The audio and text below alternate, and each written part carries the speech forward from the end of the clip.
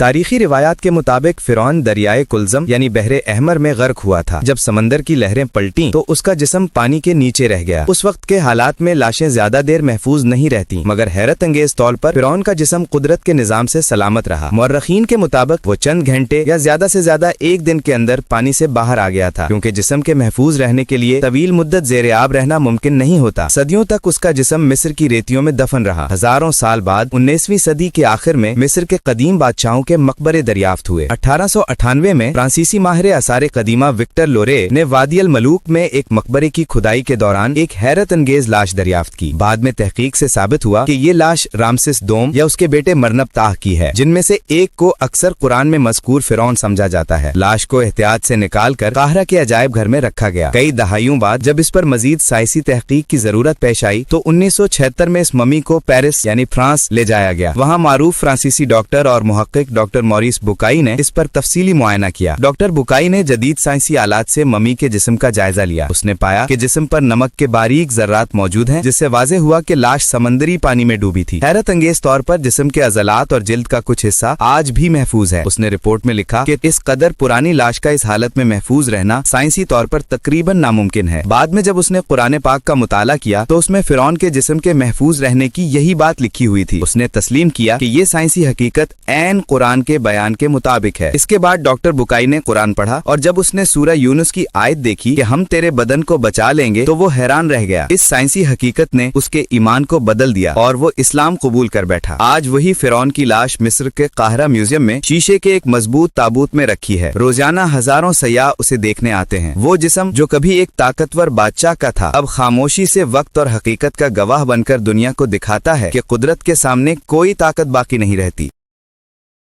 Down load share chat.